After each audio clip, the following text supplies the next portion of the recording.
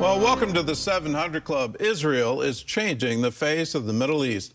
Those are the words of Israeli Prime Minister Benjamin Netanyahu after a weekend phone call with President-elect Donald Trump. Netanyahu said the two leaders had a very friendly talk. It focused on defeating Iran's proxy armies and recovering the hostages from Gaza. Chris Mitchell reports from Jerusalem. In his Sunday announcement, Netanyahu said he and Trump discussed the need to complete Israel's victory and declared it's a new Middle East. A year ago, I said something simple. We would change the face of the Middle East, and we're indeed doing so.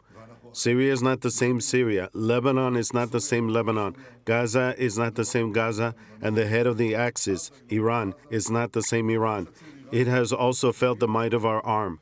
The Security Cabinet also met to discuss the next steps in Israel's multi-front war, including stopping Iranian armed shipments through Syria.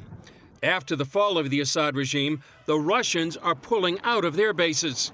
While Netanyahu says Israel has no interest in confronting Syria, the IDF is increasing its presence in the Golan Heights and systematically destroying Syria's military infrastructure. I remind you that for decades, Syria was an active enemy state to Israel. It attacked us again and again. It allowed others to attack us from its territory. It allowed Iran to arm Hezbollah through its territory. Netanyahu and Trump also discussed freedom for the hostages. Antony Blinken said the moment has come to find a solution. So this is a moment to bring this to an end, and bring this to an end in a way that gets the hostages home and finally brings relief to people who suffered and continue to suffer every single day. In Syria, the country's new leader, Mohammed al-Golani, declared his group will implement Sharia law and have a morality police.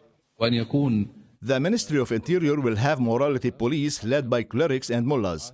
People will be told to obey Sharia without using sticks. If we move with a stick, this shows our inability to convey Sharia to people. We will respond with force to those who try to prevent us from implementing Sharia. Nina Shea, Director of Religious Freedom at the Hudson Institute, told CBN News what Sharia law means for Syrian Christians. They will have to conform with Muslim laws, Islamic law.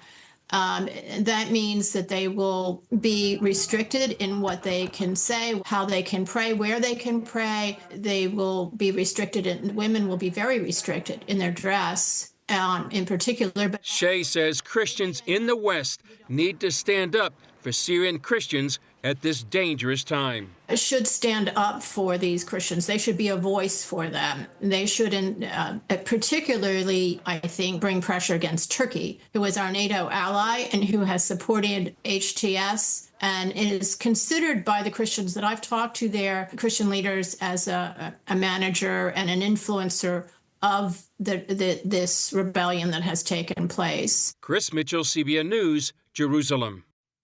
Well, the face of the Middle East is obviously changing. The only question is it for the good?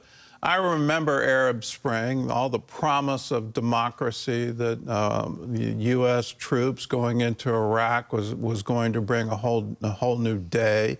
The Ba'athist dictatorships of Iraq and Syria would be overthrown. The Mubarak government in Egypt was overthrown.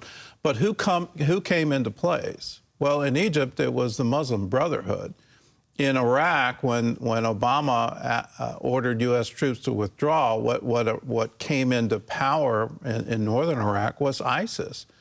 This group in Syria is an offshoot of that.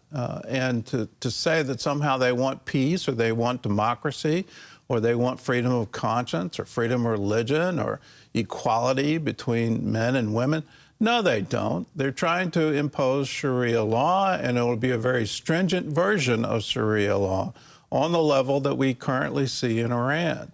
So this is, in my view, a very disturbing development and one that the whole world needs to wake up to. This rise of radical Islam is a danger to us all. And I'm amazed that the U.S. media, the European media, isn't raising alarm bells.